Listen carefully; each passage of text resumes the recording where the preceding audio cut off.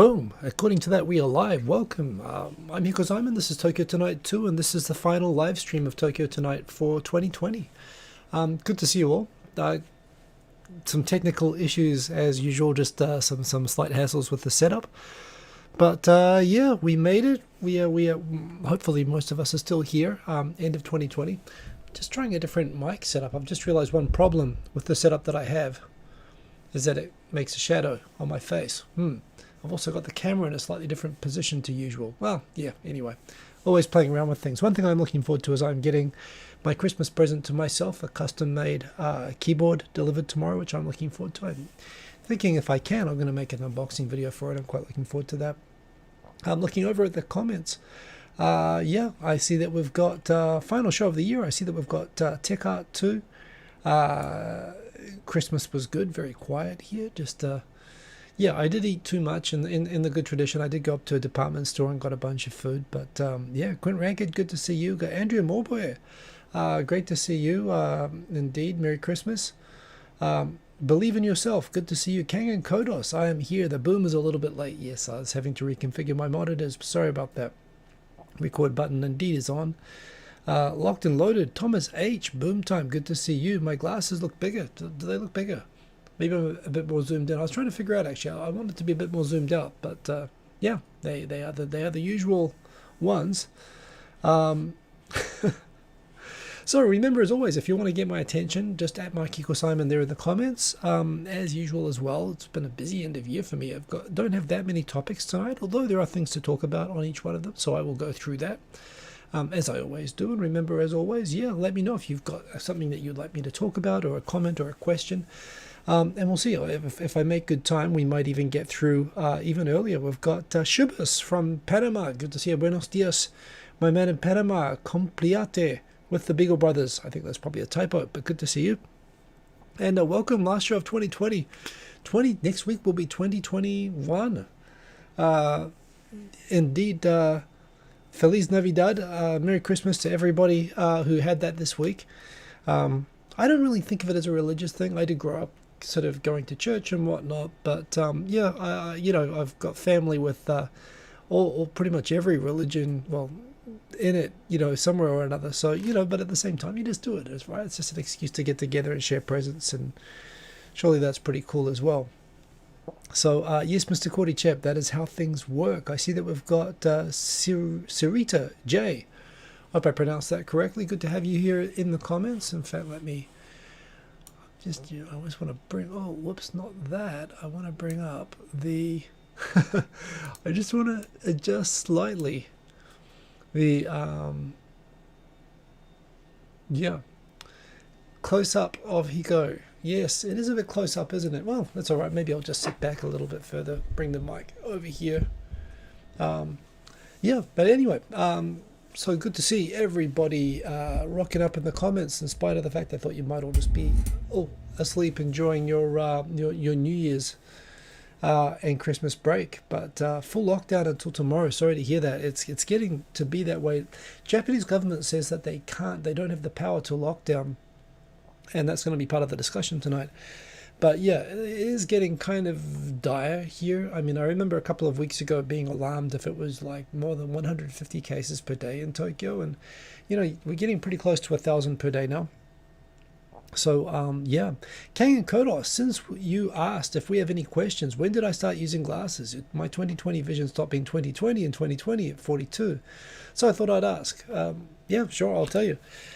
These are not real glasses. I don't really need them. When I used to do the show with Victor, he would wear glasses and would wear silly hats, and I just got in the habit of wearing them, and it's just kind of a habit. These are actually, they look like glasses, but they actually, if you go outside, they darken, and they're sunglasses. They were popular for a while a few years ago, but I don't really need these.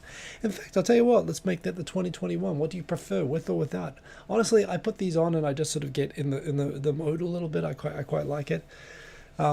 Plus, I figured maybe it's a little bit of protection from face scanning and so on. But that is, there you go. This end of year special. My eyes are fine. They were a lot better when I got here when I was like 23. I remember I got, I think I got 20/20 on my first ever eye test. Now I'm like hovering around like 1.2 or whatever, but I'm pretty good. Yeah, yeah. Thank you for the question. Anyone else, you're free to ask me anything. I'm here to answer. But yeah, in terms of topics and stuff, first of all, we've got dedicated commercial. So again, just the end of 2020. This is the only space story that I've got. But there's so much space stuff happening right now. It's cool how even with COVID-19. Hey, Tai Nakamura, good to see you. Um, it's good how even with all the drama this year, all the COVID and whatnot, that there's been so much cool stuff with rockets and with space flight happening. And yeah, it's been it really is now at a point. I just today, while I was washing dishes and I was actually doing some codeless programming. It was kind of fun, using honeycode, just some stuff for work. But yeah, I was listening to and watching the Netflix series on the Challenger disaster, 1986, the space shuttle that exploded. And I remember that was sort of like, I suppose for me, I was 10 years old at the time, and I was super into space at that time. And yeah, that was, I suppose, a Kennedy. People talk about the Kennedy moment or the lunar landing moment for people. For me, yeah, that was it. So yeah, I remember that happening, and I must admit, watching that series and the kind of story behind how the fault that led to the accident happened, it kind of shows me as well that this is where, maybe it's a good thing for private companies to be racing into space and for it not to be dominated by government. It's just sort of uh, the decisions as to whether to launch or not, in spite of safety and in spite of, engineering and recommendations and whatnot, became political rather than, engineering based. And that was one of the flaws. And look at what happens when you get government and politics out of it. The speed has accelerated, the speed of innovation. And yeah, the talk now about having multiple, for a start, the idea that soon there's going to be global, well, I mean, there already is. SpaceX already has the Starlink satellites, which will provide internet anywhere around the world. Hey, Paragoti, good to see you. Remember, anyone else rocking in, just say hello in the comments. It's always nice to say hello. But yeah, high-speed internet anywhere in the world, middle of the Sahara Desert, Antarctica, anywhere, being able to travel with basically uninterrupted, and not just on Earth, it'll be in space as well, high-speed internet. I mean, that's the first cool thing, going next to space stations around Earth and the moon, and probably not long to be on Mars as well.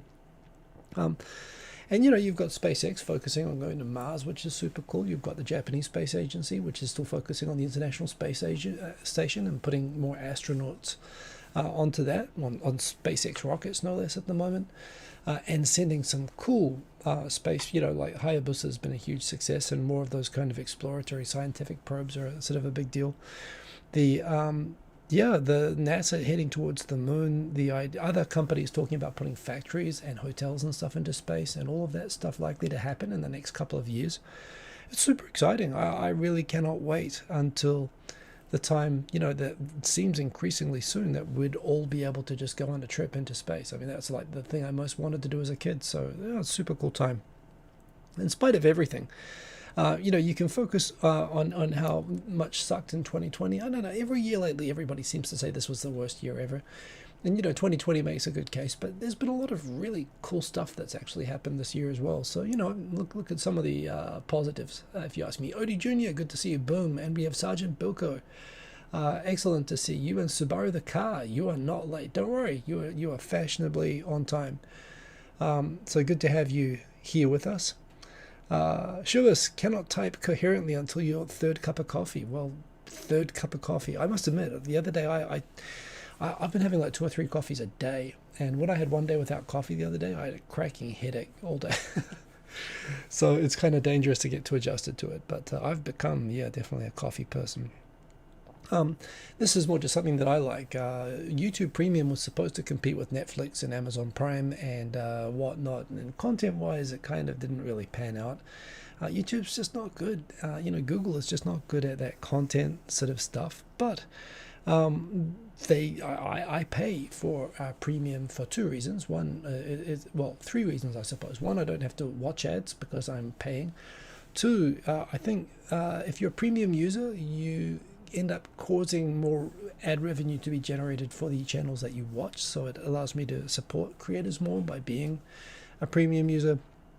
And the third thing that I really like is that I can make a list of videos by downloading on Wi-Fi videos that I want to watch. And when I'm, whether I'm in the shower, in a Wi-Fi dead spot or whatever, I put my phone into a case, and it's like TV. It just auto plays all the videos that I've saved up to watch, and it means I've always got a ton of cool stuff to watch or listen to when I'm, vacuuming or cooking or whatever. And it's a great feature. The problem is sometimes I go from my downloaded videos to coming here, and I've got the big screen in front of me here, and I want to switch over to watching on here. And I can tell from my watch history, but I can't just switch my download list, which is basically the list of videos I most want to watch. I can't just watch that on another device. I can't pick up a tablet or switch over to my home PC and continue to watch my list of curated downloaded videos to watch. And YouTube apparently is working on a way to sync downloading across devices, to have that feature on multiple devices. But I hope they get there. I sent a wee tweet to YouTube the other day, hoping that they get that going. Kang and Konos, DW Documentaries have a great YT video about all the companies doing the Starlinks. Oh yeah, all the space satellites. I think there's OneWeb. I think there's a UK company. There's Amazon doing Kuiper. And there's SpaceX, and they're the furthest ahead right now. But it's pretty exciting. Audio Vision, you get I don't know what you're talking about, Audio Vision, but good to see you. And oh, that's right. The other thing is, that's right, audio background. You can turn off the screen or actually play video games while listening to videos, which is actually another huge benefit. It's more actually those technical features. It's typical Google that rather than the content, the technical features are the draw. But that is exactly correct, Audio Vision. Thank you for reminding. Tim the Asian Ink, excellent to see you. Good to have you in the comments, and everybody else. But and that's right. That's why I enjoy that. Interesting article here where basically the architect, sort of Japan's, economist, Margaret Thatcher, you could say. This guy, Hazel Takinaka, he was the economics and employment special advisor to Shiichiro Koizumi. Shinichiro, that's the new guy, that's the environment minister, Junichiro Koizumi, the former prime minister, and he is the guy who designed Japan's labor reforms. And much like Margaret Thatcher, they have really changed the society, not quite as dramatically as the UK, but in a similar way. Japan had this guaranteed lifetime employment for everybody, and it's impossible to fire anybody. And it was pointed out that part of the reason Japan had trouble recovering from the bubble bursting, the economic bubble bursting, was this was lack of fluidity in the labor market. There's nobody looking for jobs. Everybody has these locked-in jobs, even in companies that are dying, and these people are basically dragging these struggling companies sort of out of business. And he came in, basically an economist, and he said, if we just had 10% of the population employed on temporary contracts, that companies could more flexibly onboard and offboard as they needed, to account for economic instability, it would allow the economy to grow a little bit better. So he created this employment contracts working system, like a second tier of employment in Japan. Which he sort of defended. Everyone said, wasn't that the end of lifetime employment, which is like a cornerstone of Japan's post-war sort of society, kind of a social contract sort of a deal. Everybody expected to be able to have this, and he said, no, it's only for 10%, only for temporary workers. It's just a special sort of a small category. He later admitted that he thinks that all Japanese people should be employed under such contracts to allow maximum flexibility for the economy. And it's proven to be accurate, at least in terms of, it has benefited companies that have used them. But now something like more than 50% of people currently being employed in Japan are being employed on these contracts. And he admitted it was just a political thing, that he was saying only 10% should use them. But at the same time, it's meant that there are a lot of workers, particularly factory workers and, people in low margin industries, that have been cut. Like after the Lehman shock, there was a huge number of layoffs of people with very little notice. They were kicked out of living accommodation sometimes when they were company living accommodations, and the society has very little safety net for that sort of thing. So it has been disruptive to society, and he's a controversial figure. I think probably economically he was right, but he did what he did dishonestly. And he continues to sort of do that. He's been offering lately as sort of a general consultant and advisor to the government. He's suggesting that on the one hand, global talent, Japan is losing the global talent race, and we need to be more attractive for foreigners. And everybody starts saying, oh, you need to ask them what they need. But he goes into the things that he thinks Japan is missing to attract foreign talent. It's missing what is it? Maids and number of international schools, and basically things which only investment bankers really can afford and expect to have, to be able to live basically like a rich expat in Hong Kong or Singapore. And yeah, for those people, wonderful, but that's like less than 0.1% of all the foreigners in Japan, and that's what he's talking about attracting. There is seen to be an opportunity right now with all the people leaving Hong Kong. Understandably, I mean, Hong Kong clearly now sort of coming to an end in terms of Hong Kong as we know it really going to become a part of China now. A bit ahead of schedule. It's not supposed to be fully integrated until 2042, but clearly China's speeding that up. And yeah, there's a lot of that investment banking which is looking for a new home. But in Singapore there's no capital gains tax. There's a ton of taxes in Japan. Oh, the inheritance tax problem is another thing as well. We're suggesting that people can, rich expats, avoid having Japanese inheritance tax, which is something crazy. It's like 70-80%. So, yeah, they're trying that, but we'll see. Yes, what else have we got here? Just checking the comments. I don't see anything aimed at me, and I'm tempted to read them, but I'll stop. Just one thing which is just interesting, and there's a good lesson here. I was tempted to put a couple of other, I don't want to focus too much on China, but it is always closely watched here in Japan. And right now, the tiff that's happening between China and Australia is big news here in Japan, mainly because Japan's been through this multiple times.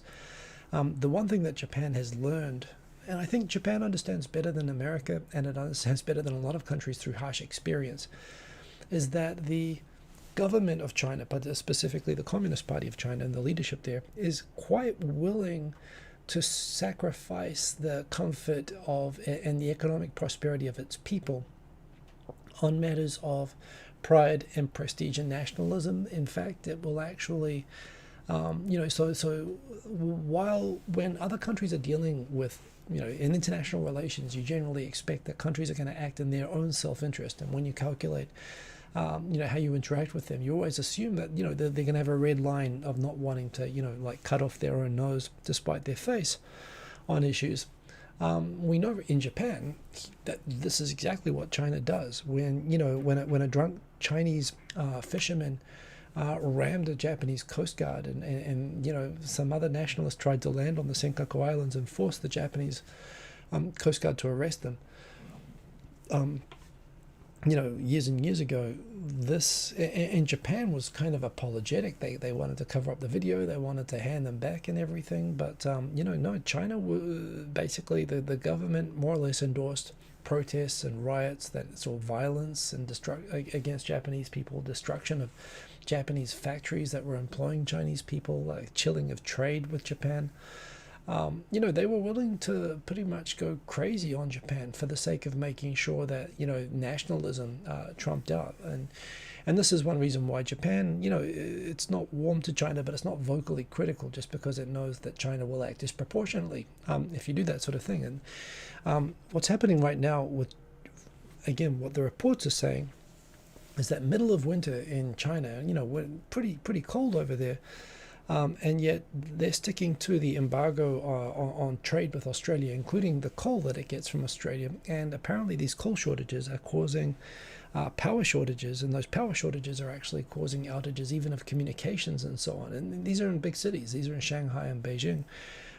They're going through now planned power outages due to insufficient coal. And this is just how determined they are to screw Australia, over matters pretty much of pride. And frankly, of Australia thinking that they could score some domestic political points by bashing on China a little bit, by being vocally on America's side, which is the right thing to be. Japan is on their side as well. But, obviously, like going and picking a fight and being a little bit rhetorical, the same way that, frankly, Australian politicians are with each other, picking that with China. China's willing to actually freeze itself half to death, or at least its people, in order to punish them. Also interesting as well that, in terms of at least the coal thing, China's actually investing a huge amount, more than any other country in the world, in renewable energy infrastructure. And it's quite possible that, yes, while right now they're the most polluting country in the world and they're the #1 emitter of greenhouse gases, they're converting their infrastructure really rapidly right now, and it could very well be that they're going to be, when the rest of the world is going to be pricing carbon, which is going to be increasing the cost of energy and production based on fossil fuels. China's outside of that system because they still have developing country status under the Paris Accords, but they're converting their economy so fast that by the time they come in, they're not going to have to pay those costs. They're going to be hugely competitive when the cost of carbon is priced into the economy. But yeah, they're really sort of completely chopping their noses off to spite their face. And yeah, believe me, Australia is getting it easy compared to what Japan has had in the past, but it's fascinating to watch. And again, it just shows how you don't sort of mess with that. This was a story that came up during the week, which was also interesting. Quinn Rankid, can I talk a little about Nikon offshoring production? I don't know that much about that story. I must have missed that one, Quinn. This is Nikon offshoring from Japan. I know someone who used to work at Nikon. I haven't heard that story. Where are they offshoring to? Vietnam, perhaps? I'm curious. Quinn, can you drop some more info in the comments, and I'll happily give my thoughts. I hadn't heard about that. This is an interesting one. In 1989, after the Tiananmen Square massacre, Japan was involved in the G7, which was preparing a statement by the G7 countries on basically what to do about China. And most of the countries, including France and America and Britain, were all for, at the time, imposing economic sanctions to punish China for the Tiananmen Square massacre. At that time, which was really, remember, China had just sort of come out. I mean, it took from the 1960s right through, frankly, well, China sort of started to come out from the cold in the 1970s, but it really took until the 80s for the sort of legacy of the Cultural Revolution to sort of wear off. And that was just when things were picking up with Japan, really starting out with Japan, more or less. And yeah, the G7 were planning to basically punish sanctions and punishment on China for the Tiananmen Square massacre. Diplomatic documents now just really show that the Japanese Ministry of Foreign Affairs basically stood up for China in those G7 talks and opposed sanctions. They actually successfully lobbied the other G7 countries not to isolate China. Basically, the rationale given now is that at that time they didn't think, they thought that isolating China again could trigger another wave of nationalism and another cultural revolution there, which would put everybody, including the regional security, in a worse position. So Japan actually fought really hard to avoid sanctions being imposed on China. You could say, with hindsight, how has that worked out, especially for Japan? It was just interesting that it came out. There was a lot of discussion in the news when it came out by experts who said it was from the context of the time, that there was still a lot of optimism that China could normalize, could democratize, and be a good partner to Japan. And so they were the ones who stood up for China at that time. And interesting how it's gone. China sort of did get a free pass to develop rapidly without any punishment really about that whole thing. So yeah, it's interesting when you look back at it now. It's funny, the Japanese news covering it, even the news commentators said, yeah, looking back, you might think that was a mistake, but you had to consider the situation at the time, which again is just another sign of how, at the moment, how bleak the outlook of China is from Japan, even though they're not quite as noisy about it. Kang and Kodos, like China damming all the rivers and using water as blackmail for surrounding countries just to flood themselves. Sorry, no, they are screwed. I'll change the word there a little bit. I don't. Oh, so you're talking about the Cambodia and so on. Well, perhaps. Quint Rankid, I hear that they're going to Thailand. Well, good for Thailand. Good. I mean, actually, Japan investing in Vietnam and Thailand at the moment, I mean, that strikes me as countries like that, and Indonesia, that's a good thing. I mean, those are developing countries that can use the investment. Well, Thailand being still a military dictatorship, I guess I have issues with the government there at the moment, although it's a great country. But yeah. In fact, Thailand is an interesting choice at the moment, just given how the government there is not cutting over. But yeah, John Anderson, good to see you there. Welcome. Thanks for saying hello. And to YY, excellent to see you. Overbloated Cook, What were you cooking? I hope there was some lamb in there, Tawaiwai, and thank you for dropping in. Scandals, man, there have been scandals this week. I haven't put all of them here in the comments, but of course the old Sakura viewing party thing. I've talked about this in previous weeks, and frankly, as scandals go, it's not a very sexy scandal. The main thing that's sexy about it is that Abe denied paying. First of all, he denied that the party, well, he said he wasn't sure if many of the guests that came to his supporters group Cherry Blossom viewing party were Yakuza, even though apparently many of them were Yakuza and MLM scamsters and pyramid scheme people and so on. They took photos and so on with him. Andrew Mulboy, I see you in 2021. Have a good night. So there was that, but it turns out more than that. The night before, when his staff has organised a party reception in a fancy hotel, I think the New Otani, for his supporters. It turned out the supporters didn't pay for the dinner. He paid for them, which is more than 5,000 yen a head, which was a violation of basically is treated legally as paying for votes. It's like bribing supporters. It's pretty minor, I suppose, as things go, but he basically paid for dinner for a whole bunch of his supporters, and then he lied about it hundreds of times in Parliament when questioned as Prime Minister. Everybody knew that this clearly had happened. He denied it over and over, as did the current Prime Minister as his Cabinet Secretary. When clearly they knew the facts about it, and clearly they knew that they were lying. Even if they didn't know the first time, they probably knew somewhere before the 120th time that they said it. And it's also clear that the hotel, Abe's staff called up the hotel to pressure them to stay quiet and not share information about the party, to destroy the guest lists and so on, to destroy all the receipts. Evidence was destroyed, pressure was applied on the hotel. It's pretty wide-ranging, and in spite of that, the conclusion is that the prosecutors who are looking into this are looking like they're going to prosecute Abe's personal secretary, who arranged the party, and who Abe says didn't, share with him the information that they had paid for the dinner, although clearly this is someone falling on a sword for Abe. They are prosecuting that person, but not Abe for this. But their issue remains that Abe, clearly, definitely lied about this multiple times and got away with it for more than a year before he resigned on his own terms. So there was that. But of course, there are the other scandals happening at the moment as well. There's the former Minister of Justice, who actually is currently on trial, along with his wife, who's also a politician in the LDP, for bribing during an election, for violating election laws, like bribing people. Minister of Justice, the LDP Minister of Justice. There's another case right now, the Ministry of Agriculture, the butter czar of Japan.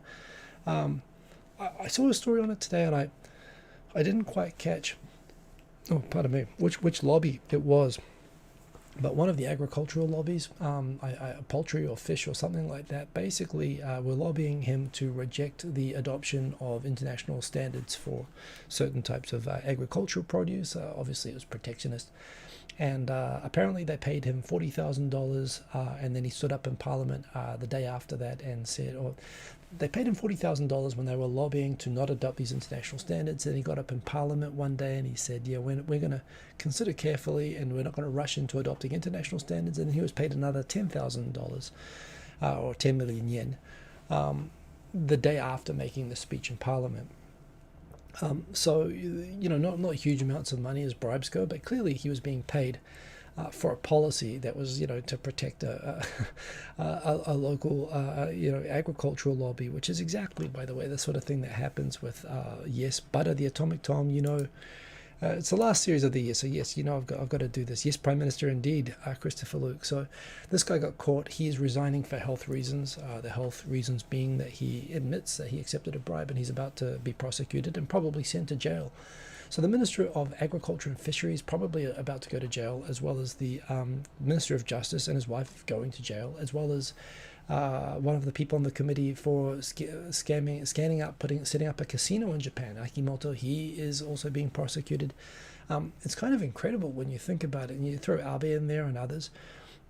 That again, it's like, where is the opposition? The government has so many outright cases of high-ranking cabinet ministers being caught and arrested and prosecuted over flagrant dishonesty, bribery, money violations, and yet they're just cruising along.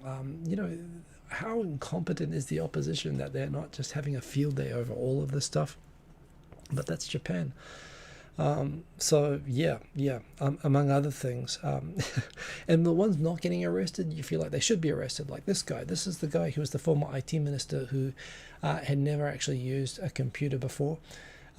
He had at the same time as the government is pointing out that Japan is in crisis mode and they're reluctantly ending the go-to travel at the moment and so on, which trying to encourage people to stay home. Yet at the same time, there have been a couple of cases of this, including the Prime Minister. He had a supporters dinner, end of year party with 80 people show up and had dinner with them. And, none of them seem to know what they're doing, that they're doing anything wrong. The Prime Minister had a party with 30 supporters, and he apologized for any misunderstanding caused by it. Kind of outrageous stuff. And when Abe did finally give a press conference after admitting that he had been, he went into Parliament the other day and admitted that yes, those turned out that they weren't true. Didn't admit to lying, but he said that they were untruthful. When he allowed a press conference, the press conference was only allowed by members of the press club, i.e. people who are basically from the Japanese Press Association and vetted members who get fed information, and they can get kicked out of the club if they don't cooperate with the information sources. It's basically how the media runs in Japan, and that's why Japan has a low press freedom ranking. It's basically, unless you are one of the key top media outlets, Japanese media outlets, foreign press and independent press are not allowed into these presses. So he was able to call a press club press conference and limited questions to one question per person. So completely was able to control the terms of the press conference. And this is why Japan has a press freedom ranking of 61st in the world, which is behind some countries that I think are not democracies. So, it's not that Japan outright censors or controls the media directly, but the Kisha Club system is basically, it prevents accountability, and that's why the government just keeps doing this sort of thing. In some good news, again, every week there seems to be more news along these lines, but the government keeps increasing its targets now. Especially now that that Biden is declaring that America is going to rejoin the Paris Treaty on climate change, and a lot of aggressive targets coming out right now, including 50% renewable energy by 2050. That would be great if they can do that. Again, I was involved in the very early stages of setting these targets, and there are really big technical issues with it.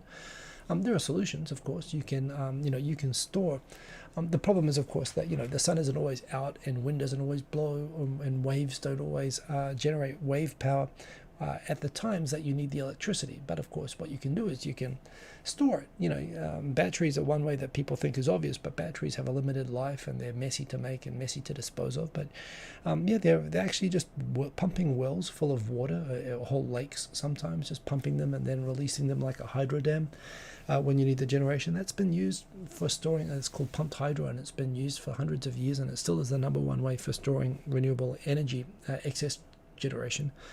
Lots of offshore wind being installed. So it's actually, again, exciting, and particularly the Japanese trend now towards storing all excess renewable energy generation as hydrogen, converting it into hydrogen, which you can make from seawater if you need to. And storing it that way and putting it straight into cars like gasoline is, it's pretty exciting. So again, I think in the next decade, you're going to see really exciting things in this area in Japan. Hayabusa too. It made it back. It was a huge success. It's something that still America did achieve, although Japan did it first. But they went up and they basically shot a gun into a tiny asteroid, and they got all these pretty decent samples back. There's actually been one thing I love about, apart from the fact, I watched the most recent series of The Expanse. I highly recommend. New episode should be up soon as well. I'm enjoying that. One thing about The Expanse is that it starts out on the asteroid series, the largest asteroid. It's actually spherical. It's so big. And there was always this assumption that, in the Expanse series is like a hollowed out. Asteroids are assumed to be like dead rocks floating around in space. There's a whole bunch of news this week that they're discovering that on Ceres, for example, there was a thing 2 years ago where like a massive meteor hit Ceres and left a new crater that was like bright white. It was like almost like magnesium. It was so bright across the series of Ceres, and it confused everybody. Like, what was that it threw up? And now they've started to figure out, the asteroids are quite often mostly ice water. And in fact, for a large asteroid like Ceres, it can actually generate enough internal heat that there can actually be liquid water and oceans, even in Ceres, as well as a number of other places. So it turns out that, the expenses scenario for a hollow Ceres with a city in it probably wouldn't work, but it actually makes it much more interesting. It actually raises the idea that there could even be life, even on asteroids. Which is kind of crazy. And again, what we might find in these things in terms of, what sort of minerals are in them, again, I'm optimistic that within my lifetime, we could no longer need to mine anything on Earth.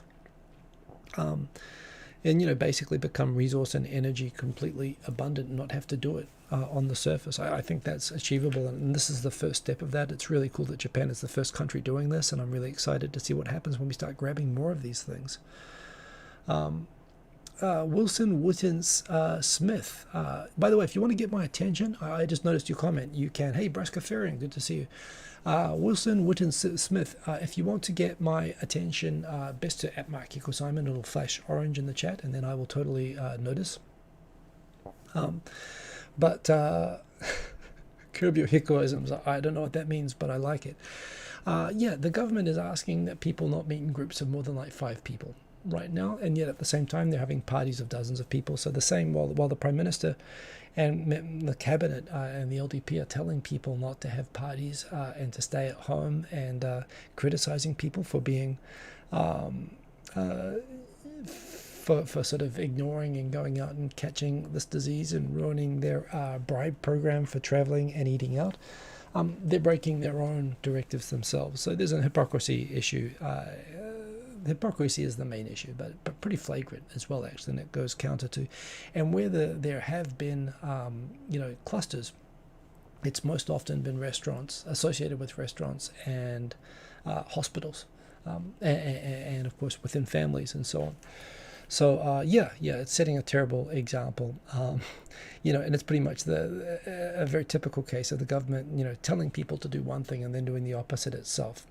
It is just suggestive. Japan doesn't have coercive anything, but again, it's still pretty, irresponsible. So it's different to New Zealand or Australia or places like that where they actually had rules or laws against it, or fines for it. I mean, that was different. And in New Zealand, a government minister actually resigned, I believe, for going to a beach like more than 5 miles from his house. Nothing like that, but still, when you're telling people to suck it up and not be irresponsible and having parties and dinners with more than 5 people, and then you host a dinner with 80 people, that makes the government look pretty bad. Again, it is all just suggestions, but that's what that is about. I look old, with a question mark. I almost want to go, Christopher Luke, Hiko must be younger than I look. How old do I look? No, not that I care. I probably look older than I am, actually, but there you go. Yeah, this was funny. Yesterday, the Minister of Tourism, Tokyo announced a record high number of cases again, 888, which, by the way, hachi, the sound of clapping is pach, pach, pach, pach, pach, which you can actually, it's why when you are watching like a live stream video like Nico Nico Doga, and everybody's like, puts 8s all over the screen, W's are laughing, like what I, so they put a W if they're laughing, and they put an 8 if they're clapping. So 888, we had 888 yesterday, a new record number, clapping. So yes, while we're talking about the record number of cases, in fact, I think it got into the 949. It got to 949 yesterday, new record in Tokyo. The Minister of Tourism got up and he thought it would be a good time to say that, I think we should resume government subsidized traveling all over the country by people by January 12th. Again, it's kind of it's amazing to me that these people are in power, but they are, and that's what they're talking about. For those of you who are wondering, I'm sure that this is happening elsewhere as well. Everybody's freaking out about this new strain of COVID-19 from the UK. They're freaking out here as well. Some good news and some bad news. The good news is that while they have reinstituted, the bad news is that they reinstituted travel restrictions from the UK. The good news, I suppose, is that at least this time they are treating Japanese residents the same as Japanese citizens. They've said that they will be stopping, temporarily stopping, at least without proof of a negative COVID test within 72 hours or something like that. They've made the criteria a lot stricter for non-Japanese citizens to re-enter Japan, except that for Japanese residents. So now it won't be the case that permanent residents will be trapped abroad if they're in the UK right now, and Japanese will be able to come back. They'll be asked to self-isolate for 2 weeks, but they can now come back in. I did somewhat sarcastically point out that apparently, in spite of these new measures restricting foreigners coming into Japan in order to stop the new strain coming through, these measures were not as strictly applied to Japanese people, although now they count people like me among Japanese people, I suppose, in fairness. But yeah, it turns out within a couple of days, a whole bunch of people in Tokyo were found to have caught it, and they were Japanese people who had recently come back from the UK. So apparently there is this more contagious, it's not clear if it's more deadly, but there is this more contagious strain of COVID-19 going around in the UK, which they may or may not have got from South Africa, which seems to have another different strain also going loose there.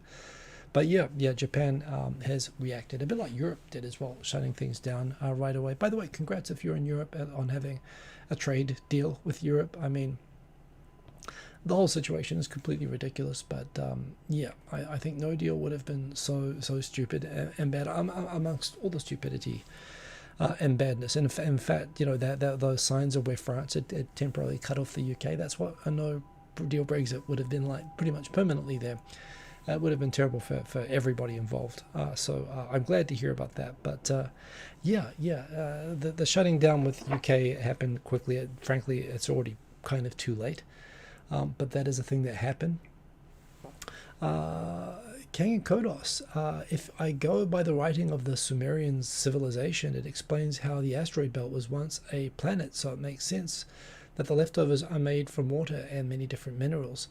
Yeah, the Kang and Kodos, I've been down that rabbit hole as well on the Sumerians. What's his name? There is that Armenian guy who he basically he translated a whole bunch of the tablets, the Sumerian tablets, implying that they were friends with aliens, and there was that planet X or whatever that caused all these old. They came close to Earth. Was it Niru or something like that? It also turns out that apparently when more people learned how to read ancient Sumerian and they checked this guy's translations, the chariots of the gods and whatnot, it was a lot of made up BS.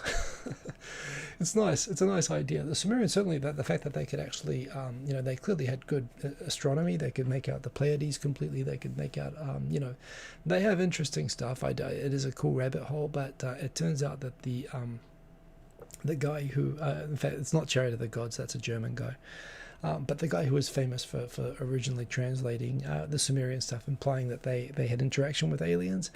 Yeah, that's gone a bit Discovery Channel, and it turns out to not be so true, although it's cool to watch.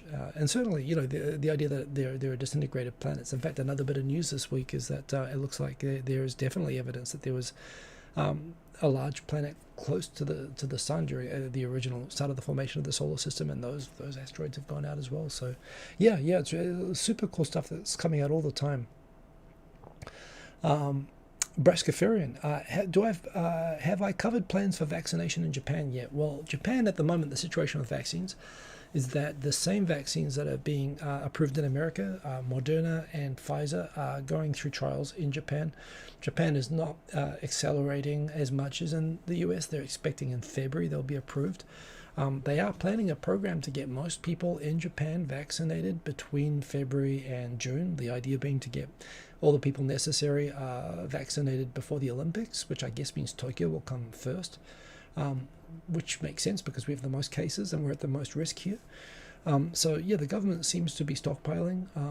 They will have sufficient doses. They do expect to start, you know, they are already setting up infrastructure for the rollout of the vaccinations.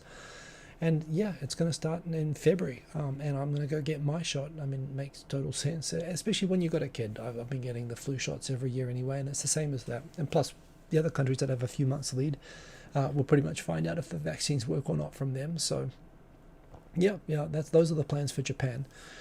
Kang Kodos, so I mean that you can go to Thailand and not have an issue coming back here. Apparently, right, if you're on a legitimate like working visa or permanent resident, yeah, you should not have a problem coming back right now. Don't quote me. Definitely check that before you do that right now.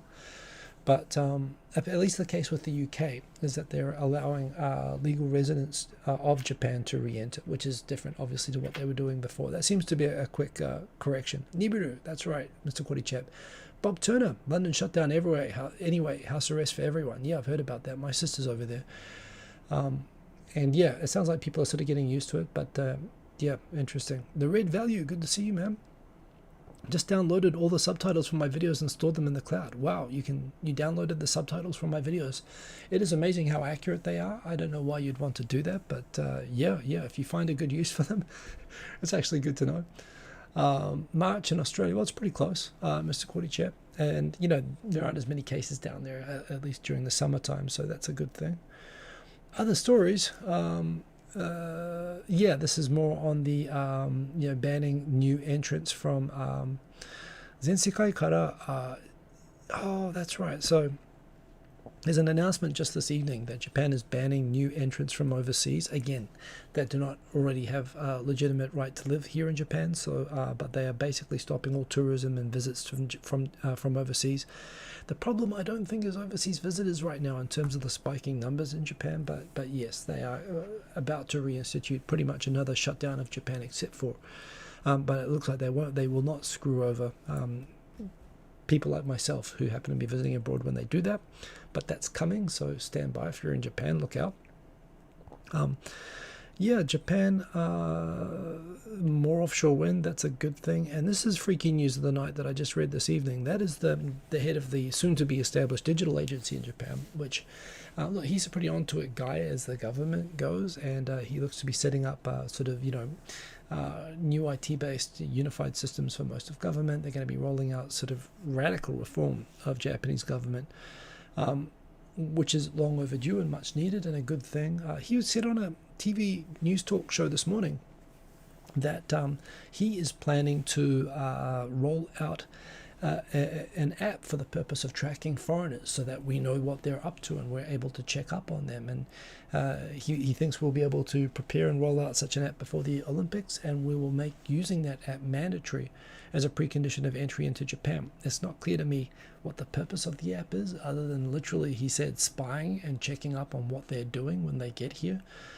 Basically, removal of all privacy. It's not clear either if they mean all foreign residents like myself or if they mean tourists. It sounds like tourists, but I wonder. It's kind of vague and weird that the Minister for Digital Reform of Government is suddenly talking about putting tracking devices on all foreigners. But that's what he said this morning, so we'll have to see what clarification there is on that. But you know, if it's just installing an app that is weird, installing an app is weird. I wouldn't want to put that on a personal phone. Making people use, I mean, it's not that different to ankle bracelets. And again, and what are they going to do with that information? So yeah, more explanation needed. But yeah, he was adamant that they can and will do it, and that it'll be mandatory. So we'll see. Shubus, that's the guy. Zachariah Sitchin. I'm not sure that was the spelling, but indeed he is. That's funny. It won't let me show. Maybe you remove the comment. It won't let me show the comment, but everyone can see it there anyway. He's responsible for the crappy Sumerian translations. Sitchiniswrong.com. I mean, it's a whole interesting rabbit hole, right? I mean, Sitchin himself, they're a good read. It's worth following, but yes. The Atomic Tom, you could do machine learning and generate Hiko news commentary from the captions. I would love to see that. I'm sure it would help me get to sleep. Atri00, snare on to me. I don't know what that means, but welcome to the chat. Good to have you in here. And I think this is the final one. Oh yeah. So generally on the testing, and people aren't making such a big deal about testing anymore. I think testing is now sufficiently available that people are not obsessed with the lack of testing as they were at the start of the crisis. However, there was always this perceived red line that if there are more than 5% of cases tested come back positive, it implies that there are more that there are way more cases not being caught than are being found. So 5% is considered a red line for if there is sufficient testing. And it seems that apparently, yeah, since like late November, it's gone up to 6%, 7%, and this week it's gone up to 8%, which again implies that there are a lot of people out there now, in spite of the record numbers, there are even more people out there who are not getting tested, who have it, and are spreading it. So yeah, there are lots of bad signs at the moment, and frankly, I think everybody's just gotten used to, you know, particularly after we had the second wave, and then we brought in the Go To Travel and the Go To Eat, where everybody started getting used to going out, they were encouraged by the government to go out. Or pretty much all of the fear and all of the sort of staying at home that happened during the first two waves was pretty much eroded by the sort of economic stimulus of the Go To program in the third wave. And look, when I go out now, on Christmas Day, when I went to go and buy dinner from Ikebukuro, it was crowded. It was really crowded. It's not as crowded as it normally would be, but it still is pretty crowded. And I think people are just not curbing their normal activities as much. They're pretty much just getting used to the idea that, well, everybody's going out, so I'm going to go out too. And this is sort of what's happening. And frankly, the people in the government who are telling us to voluntarily behave are not behaving themselves. So that's why it's going like this, and it's going in a bad direction. And there doesn't seem to be, there's clearly fatigue for sort of being extra careful and staying just at home. That's what I'm doing. Yeah, I feel it myself. I don't feel the same sense of fear and urgency, even though clearly the numbers say that we should. So, like everywhere else, I'm sure it's even worse in other places. But yeah, Japan without, until now, not having coercive lockdowns has worked well enough in Japan, but it doesn't seem like that is going to be as effective going forward. So we'll find out how it goes. It has been nice that Japan has sort of worked without that until now, but we'll see how long it holds. That is all the topics. I'm 5 minutes early. I was going pretty fast. Yeah, this is the last show of the year. So yeah, thanks once again, everybody, for keeping me company every Sunday night, 10:30 p.m. It's always nice to see you all. And for those who watch the video later as well, it's always nice to have people in the live chat. But even those who leave a chat and so on later on, a comment later on, that's always do appreciate that. Yeah, it's been a interesting year for news. I know it's going to get better, and one thing I like about doing this is that as much as there is doom and gloom, as much as there is COVID-19 and updates and scandals and so on, there's also increasingly like a bunch of really, really cool stuff. I mean, I am actually, in spite of everything, I'm more optimistic now than I was a year ago, which it might sound a bit weird, but there's so many good things happening. The things that I always care, the things that I'm most interested in and that I think bring the best opportunity for a better and more interesting world, jump aheads in IT technology, space technology, and renewable energy, environmental sustainability. And those things are rocketing ahead right now. And it's almost like, even in spite of politics, it's almost not relevant. They're developing their own momentum. And Japan is in its own way doing its own thing as it always does, leading in these things. It's a really exciting time. Hey, Milchman too. Yeah. Hey, Jones 2227, 6 a.m. there. Good morning. I'm glad that you made it up. So yeah, at the same time as there is unquestionably doom and gloom, and news tends to be doom and gloom, and you can't really avoid it. I mean, there is, you do have to actually address the problems and so on. But there's also so much cool stuff happening at the moment. I continue to be really excited by all the new stuff coming out. I'm looking forward to my self-driving electric cars that can go 0 to 100 in 2.5 seconds that you can buy for $30,000. I'm looking forward to being a space tourist. I'm looking forward to having an iPhone that basically is a full-powered computer that I can switch with. The opportunities for creativity, for starting whole new economies, whole new types of business, which all connect with making the world actually to improving living standards, which even with this, things are getting better. I think you should remember that, and it's important to sort of balance those things. So I'm going to keep doing that as I do, and from a Japan context of what's going on here and how I'm seeing the world. And I really appreciate everybody always coming and keeping me company when I do it. And Musashi Mark, excellent to see you. Boom, indeed, welcome to the comments. Oregon, nice to have you here early morning as well. I do appreciate the people as well who get here so early like that. But so I'm going to sign off. Happy New Year. Wishing everyone an excellent 2021 ahead. Let's face it, it can only get better. I really think that good things are ahead, and they continue to be. And I'm going to keep telling you how things are going from a Japan perspective, and I hope wherever you are in the world that you and your loved ones are well and have a great end of year break. I'm going to be back here next week. I've got nowhere else to go. I've been preparing for COVID lockdown for like 15 years of doing this. So yeah, I'm going to be here next week. Remember, like the video if you like, because it does help and I do appreciate it. And have a good one. I'm going to sign off a bit early and I don't know, watch a movie. See you later. Boom. Peace. Kakitano. Iyo Toshio. Yes indeed, Bruscafarian. Have a good one, everyone. See you later.